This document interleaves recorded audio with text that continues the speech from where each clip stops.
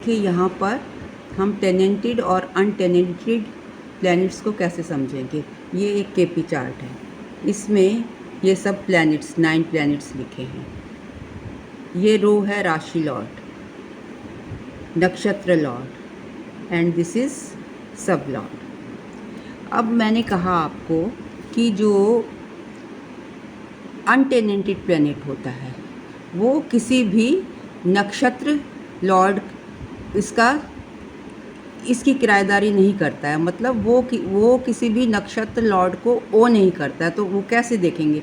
आप देखिए, ये जो रो है इसमें कौन सा प्लैनेट नहीं है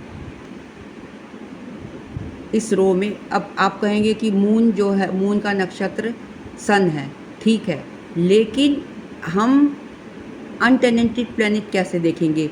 वो यहाँ पर इस वाले कॉलम में उसने किसका घर किराए पर नहीं लिया। ये देखिए, अगर ये घर किराए पे लेता तो यहाँ पर इसका ये दिखाई देता।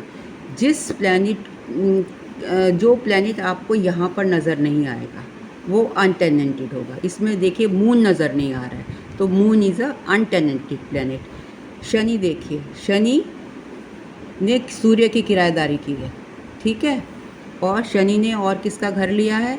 जुपिटर का।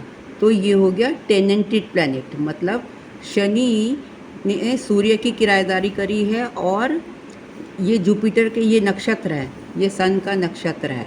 ये मतलब कोई भी प्लैनेट किसी का नक्षत्र लॉर्ड बन जाएगा तो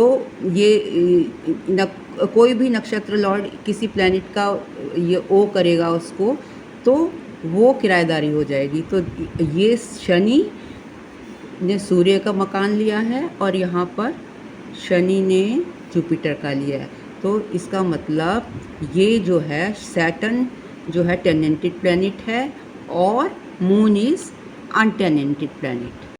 तो यहाँ हमने चार्ट में देखा कि मून ने किसी की किराएदारी नहीं करी और मून जो है रिजल्ट देने के लिए स्वतंत्र है, वो किसी पर डिपेंडेंट नहीं है।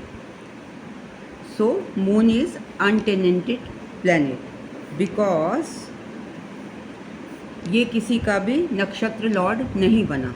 चंद्रमा किसी का नक्षत्र लॉर्ड नहीं बना। हमने नक्षत्र लॉर्ड की जो लाइन थी उसमें देखा, ये वहाँ पर नहीं है। लेकिन हमने सैटर्न का देखा, सैटर्न ने जो है सैटर्न जुपिटर और सन का नक्षत्र लॉर्ड बना। तो ये क्या हो गया? सैटर्न टेनेंटेड प्लैनेट हो गया। अब जब हम इसकी स्क्रिप्ट लिखते हैं तो कैसे लिखते हैं? जब स्क्रिप्ट लिखने के टाइम में किसी भी ग्रह की स्क्रिप्ट लिखेंगे तो हमें 3 चीज़ें चाहिए होती हैं: प्लैनेट, देन नक्षत्र, कोई भी मतलब किसी भी इवेंट को जानने के लिए हमें स्क्रिप्ट तैयार करनी होती है। तो उसको हम 3 लेवल पे तैयार करते हैं। कौन सा? प्लैनेट, एक तो वो खुद हो गया, दूसरा हो गया नक्षत्र लॉर्ड, और तीसरा हो गया सब लॉर्ड। जो प्लैनेट तो वो खुद है और जो नक्षत्र लॉर्ड है वो रिज़ल्ट गिवर होता है, वो इवेंट के रिज़ल्ट देता है, लेकिन उसकी कंफर्मेशन कौन करता है? सब लॉर्ड कंफर्म करता है। तो इसका मतलब हम कोई भी किसी भी उसका सब्जेक्ट का एनालिसिस करने के लिए उसको 3 लेवल पर देखते हैं। फिर देखते हैं कि प्लैनेट टेनेंटेड है या अनटेनेंटेड है, जिसके बारे में मैं आपको बता दिया है कि टेनेंटेड एंड अनटेनेंटेड प्लैनेट, जो ग्रह किसी दूसरे ग्रह का नक्षत्र नहीं बनता वो अनटेनेंटेड प्लैनेट कहलाता है। जो ग्रह किसी भी ग्रह का नक्षत्र बन जाता है वो टेनेंटेड बन जाता है। रूल: जो ग्रह अपने ही नक्षत्र में होगा, जैसे मून, मान लो मून के नक्षत्र में है, जुपिटर के नक्षत्र में हो,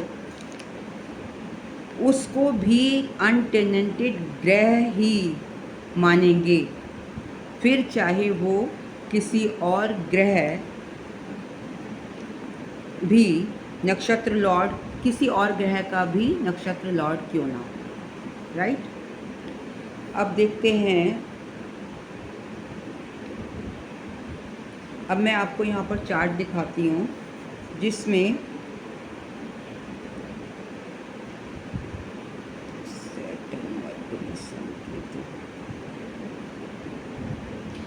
हम देखेंगे कि प्लैनेट्स जिन्होंने जो किसी के भी नक्षत्र लॉर्ड बने हैं वो टेनेंटेड प्लैनेट्स हैं कौन, और जो किसी के भी नक्षत्र लॉर्ड नहीं बने हैं वो अनटेनेंटेड है।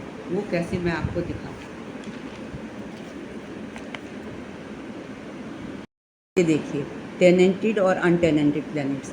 अब यहाँ पर सूर्य का जो नक्षत्र लॉर्ड है वो मून है। मून मार्स के नक्षत्र में है, और Mars Rahu, Jupiter Saturn, Rahu, mercury, Venus, Ketu, Jupiter, Venus, moon. लेकिन इसका मतलब इन्होंने ये जितने भी प्लैनेट्स हैं ये किसी ना किसी के नक्षत्र में हैं, जैसे मैंने ऊपर बताया। लेकिन आप यहाँ पर देखेंगे दीज आर टेनेंटेड प्लैनेट्स। अब ये सैटर्न, मरकरी, सन, ये अनटेनेंटेड है। आप यहाँ पर देखिए, सैटर्न, मरकरी, सन कहीं है, ये जो नक्षत्र लॉर्ड की सीरीज़ है नहीं है, तो ये क्या हुए, अनटेनेंटेड। तो दर्शकों, आज हमने जाने कुछ केपी रूल्स जो प्रेडिक्शन के टाइम बहुत ही इम्पॉर्टेंट हैं, and what is tenanted and untenanted planet, जिसके बारे में मैंने आपको आज बताया। होप आपको समझ आ गया होगा। इन केस आपकी कोई भी इससे रिलेटेड प्रॉब्लम है तो आप मेरे को कमेंट बॉक्स में या मेरे मेल पर पूछ सकते हैं। And about one more thing, independent planets, independent houses rather, उसके बारे में मैं आपको नेक्स्ट वीडियो में बताऊंगी। सो जुड़े रहिए। अगर आप मेरे साथ जुड़े रहेंगे तो आई एश्योर यू कि आप ग्रेजुअली प्रेडिक्शन करना जान जाएंगे। So it is very important for you all कि अगर आप केपी से प्रेडिक्शन करना चाहते हैं तो आपको लगातार मेरे साथ जुड़ना पड़ेगा। अदरवाइज़ लिंक ब्रेक हो गया तो इट्स वेरी डिफ़िकल्ट। और देखिए, मुश्किल नहीं है, सिर्फ एक रूल को समझना है, और अगर आप उसको दिमाग में बैठा लेंगे तो नंबर्स के हिसाब से ही अगर आपको बहुत ज़्यादा टाइम नहीं लगाना है कि प्रेडिक्शन में सारे प्लैनेट्स को देखना, दशा तो खैर देखनी ही पड़ेगी, और डिटेल में नहीं इतना टाइम है आपके पास, तो आप इमीडिएटली, इसमें सर्टेन कॉम्बिनेशन होते हैं 2, 6, 11, 5, 8, 12, इसको देखकर आप इमीडिएटली बता सकते हो कि येस और no, whether you will win or you will lose. तो ये था मेरा आज का थोड़ा सा ज्ञान on KP astrology. Hope you like it, और अगर आपको पसंद आए तो प्लीज़ लाइक, कमेंट, शेयर कीजिए। And for questioning you can ask me on my Gmail, snehkapoor1812@gmail.com. Thank you very much for listening me so patiently. थोड़ा busy चल रही हूँ, इसीलिए रात 1 बज गया है, 2 दिन से वीडियो नहीं डाल पाई। लेकिन जब तक मेरी आपसे हेलो हाय नहीं होती तो मेरा भी मन नहीं लगता।